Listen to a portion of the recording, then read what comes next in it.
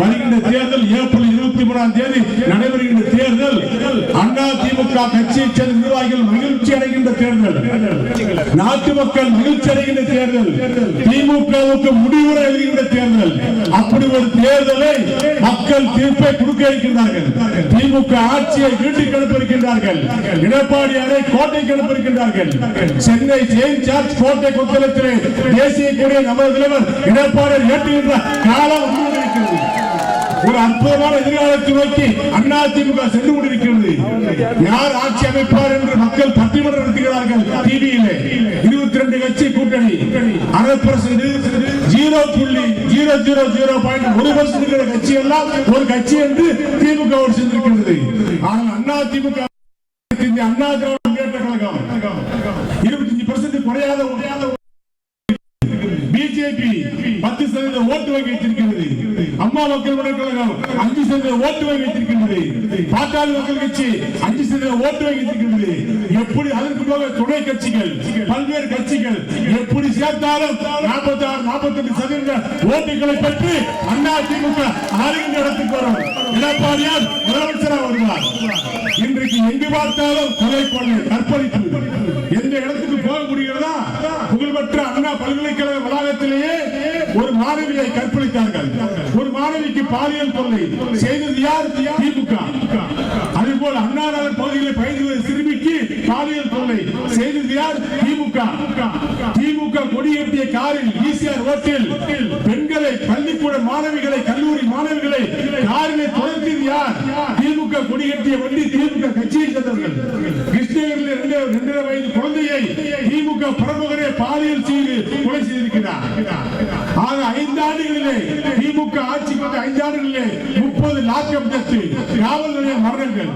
அதிலே இந்த ஒரு வாரத்தில் மட்டும் 10 இளைஞர்கள் 4 பேர் படுகொலை செய்யப்பட்டிருக்கிறார்கள் லாக்அப் டெத். இப்படி சொல்லிக்கிட்டே போகலாம். அம்மாவுடைய ஆட்சியில் கொண்டு வரப்பட்ட திட்டங்கள் ரத்து, தாலிக்கு தங்கம் கொடுக்கிற திட்டம் ரத்து, வண்டி ஏழை பெண்கள் வேலைக்கு செல்கின்ற பெண்களுக்கு 25,000 மானியம் கொடுக்கிற திட்டம் ரத்து, லேப்டாப் ரத்து, எல்லா விலைவாசிகள் ஏறி போச்சு, அத்தியாவசிய பொருட்களின் விலை ஏறி போச்சு, வீட்டு வரி ஏறி போச்சு, தொழில் வரி ஏறி போச்சு, மின்சார கட்டணம் ஏறி போச்சு. வீட்டு வரி 1000 ரூபாய் சொன்னா இன்னைக்கு 4000 ரூபாய், 10,000 ரூபாய் குடும்பத்துக்கு செலவாச்சுன்னா இன்னைக்கு 30,000 ரூபாய். ஒரு குடும்பத்துக்கு 30,000 ரூபாய் செலவு சொன்ன மாசம் செலவு சாதாரண குடும்பத்துக்கு இன்னைக்கு 80,000 ரூபாய். 2 மடங்கு 3 மடங்கு விலையேற்றம். இதை செய்தது யார்? லட்சக்கணக்கான 5 லட்சம் கோடியை கடன் வாங்கிய திமுக தங்கள் குடும்பத்தை பெருக்கிக் கொண்டார்கள்.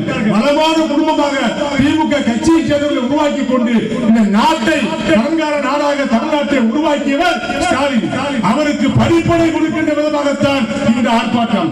இந்த ஆர்ப்பாட்டத்தின் வாயிலாக திமுக ஆட்சி தூக்கி எறியப்பட வேண்டும். இந்த தேர்தலில் மக்கள் கொடுக்கின்ற அடி திமுகவுக்கு ஒரு பாடமாக இருக்க வேண்டும். அது மட்டுமா? எங்கு பார்த்தாலும் போதை.